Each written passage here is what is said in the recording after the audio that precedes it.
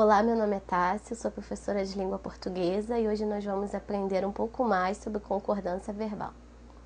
Bom, para a gente aprender concordância verbal, a gente vai precisar lembrar de verbo, sujeito e predicativo do sujeito, e núcleo também, numeral e pronome relativo e pronome de tratamento. Então vamos ver o primeiro caso de concordância verbal, que é com o sujeito simples. O verbo concorda com o sujeito em número e pessoa, estando o sujeito antes ou depois do verbo.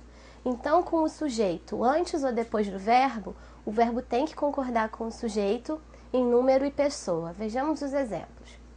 E o vento forte quebra as telhas e as vidraças. Então, relembrando, que sujeito aí é o termo sobre o qual o restante da oração nos diz algo.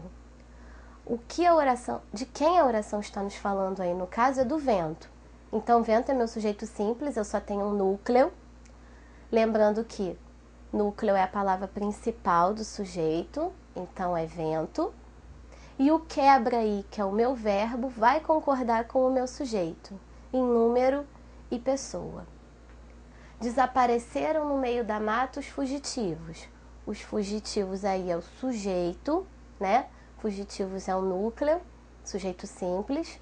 Desapareceram, então, está concordando com fugitivos. Os dois estão no plural, estão concordando em número. Vamos ver como fica, então, o conteúdo no esquema. Agora, não mais com o sujeito simples, mas com o sujeito composto anteposto ao verbo. Então, quando eu tenho o sujeito composto antes do verbo, o verbo vai para o plural. É o primeiro caso. Vejamos o exemplo.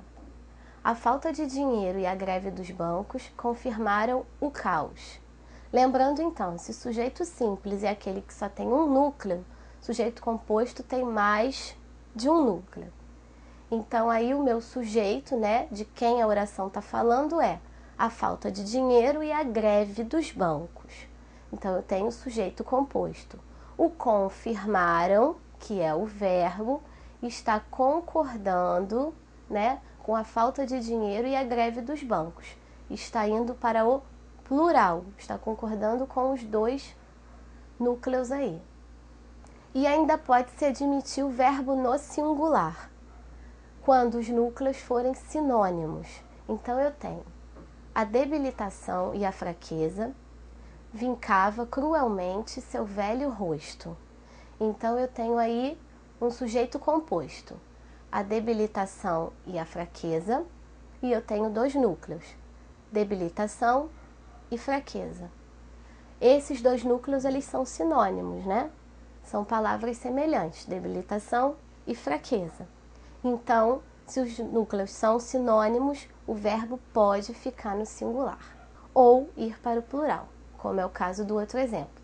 A debilitação e a fraqueza vincavam cruelmente seu velho rosto.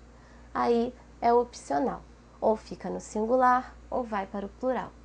Se os núcleos aparecem em sequência gradativa, então se eu tenho os meus núcleos do sujeito antes do verbo, esse verbo, e na sequência gradativa, o meu verbo pode ficar no singular ou ir para o plural. Vejamos os exemplos. A picada, a coceira, o mal-estar deixou-a nervosa. Sequência gradativa aí pode ser crescente, ou decrescente. Então eu tenho a picada, depois então aconteceu a coceira e depois ocorreu o mal-estar. Então é uma sequência gradativa. E aí o meu verbo eu optei por deixá-lo no singular. Mas vejamos o exemplo de baixo. A picada, a coceira, o mal-estar deixaram-na nervosa. Aí eu optei em colocar no plural. E aí os núcleos, picada, coceira e mal-estar. C. O verbo fica no singular. Quando que o verbo vai ficar no singular? Se os núcleos se referirem à mesma pessoa ou coisa. Então eu tenho como exemplo, a dona de casa, a mãe, a mulher, é fundamental na mudança da sociedade. A dona de casa, a mãe e a mulher estão se referindo à mesma pessoa. Então o meu verbo fica no singular. Ali eu tenho o verbo ser no singular, é.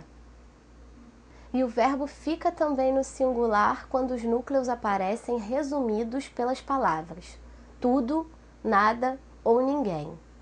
Então, vejamos o exemplo. Dinheiro, mulheres, bebida. Nada o atraía. Então, aí, o nada é o núcleo, né? Então, o atraía, que é o verbo, vai concordar com ele e não com dinheiro, mulheres e bebidas. Vai concordar com a palavra nada. Então, quando aparecem as palavrinhas nada, ninguém e tudo, o meu verbo vai concordar com essas palavras. Então, vamos ver como fica esse caso no nosso esquema. Olha que professora de português legal. Ai, tem que ficar sério. Para de rir. Que M é aquele ali voando?